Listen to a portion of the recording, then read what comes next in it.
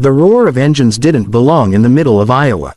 Nights here were supposed to be silent except for cicadas, the rustle of corn stalks, and the hum of tractors still working late. But tonight, something far heavier and stranger cut through the sky. Clara Hayes leaned against the rusting pickup at the edge of her family's fields, her boots sinking into dirt as she tilted her head back. Above her, twin streaks of light carved across the fading twilight, splitting the horizon. They weren't passenger planes. They weren't crop dusters. She knew every aircraft that ever flew this part of the Midwest, and these were something else. F-35s. Advanced fighter jets, the kind she'd only ever seen on news clips or in the glossy calendars pinned inside her uncle's workshop. She blinked, hardly trusting her eyes. What on earth were they doing here? The fighters roared lower, circling, as if hunting something invisible. And then one dipped, banking so hard it looked like it might tear through the very cornfields she'd grown up tending. Clara's chest tightened. Her mind snapped back to all the hours she'd spent in her own machine. Not a sleek jet, not even close, but the old yellow Piper Pawnee crop duster she'd rebuilt with her father before he passed. She had coaxed that plane into barrel rolls it was never meant to perform, pulled dives that made her county fair crowd scream, and once, just to prove it was possible, threaded between two silos only 100 feet apart. They called her Viper after that, a joke nickname, half mocking, half admiring, from neighbors who thought she was reckless. Reckless, maybe, but never careless. Flying was the only place Clara felt alive, and now the sky itself seemed to be calling her back. She realized, with a prickle along her arms, that the jets weren't simply patrolling.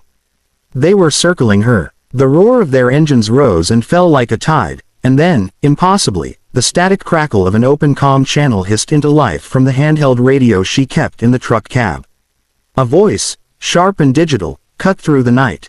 Unidentified pilot. Call sign Viper. You are recognized. Clara froze. Her mouth went dry as her brain scrambled to make sense of it. They couldn't possibly mean her. Not here, not with her feet in the dirt, not when the only wings she owned were bolted to a crop duster older than she was. Yet the voice had said it clearly, directly, like it knew exactly who she was. She grabbed the radio, pressing the warn button, though her hand trembled. This is, I think you've got the wrong, she began, but stopped. Her throat closed on the words, because in her gut, she knew they hadn't made a mistake. Somehow, somewhere beyond the fields she'd always known, someone out there had been watching. Someone remembered the way she flew. And now the sky was demanding an answer. 3 days earlier, the air hadn't smelled like jet fuel and thunder. It had smelled like polished glass, money, and nerves. The kind of nerves that came when Derek Ford, CEO of Orion Systems and single father to a sharp-eyed 9-year-old, was told his multi-million-dollar defense contract might slip away unless he delivered something bold. The Air Force didn't want another software demo on a screen, they wanted a show. A partner pilot, someone who could sell the story of civilian brilliance to senators and generals alike. Someone charming, fresh-faced, believable. So, Derek had done something desperate. He hired Clara Hayes, not as a pilot, at least, not in the way she imagined herself, but as a part. A role. His assistant had found her profile through a local PR firm, a Cornfield daredevil, a woman who could fly crop dusters through barn rafters and still land with her hair intact.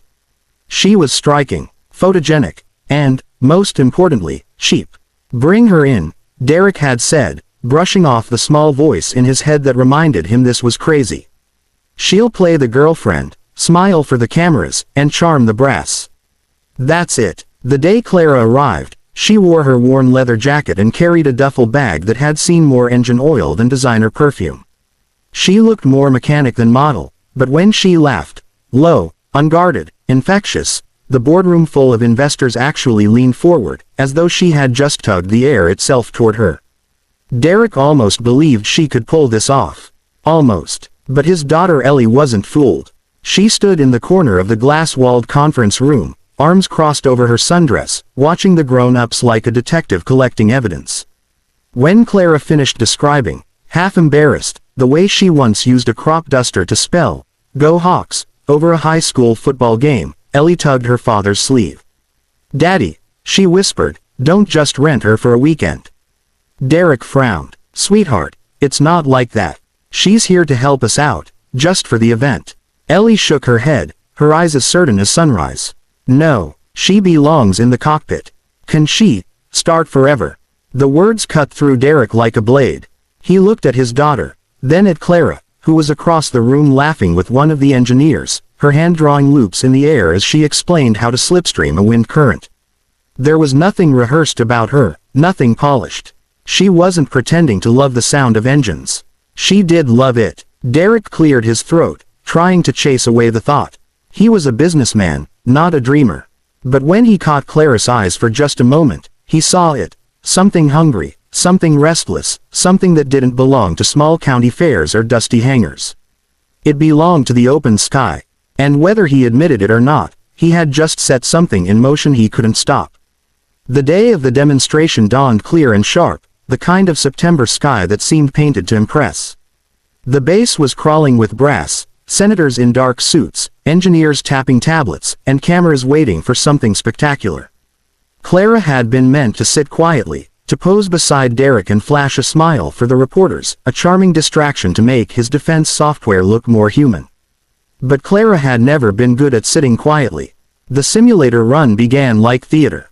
Inside the glass control room, screens lit up with grids of neon, and Derek's program painted flawless trajectories of how an F-35 squadron could intercept hostile drones. Clara, perched at a secondary console, wore a headset for appearances. She wasn't supposed to touch anything. She wasn't supposed to matter.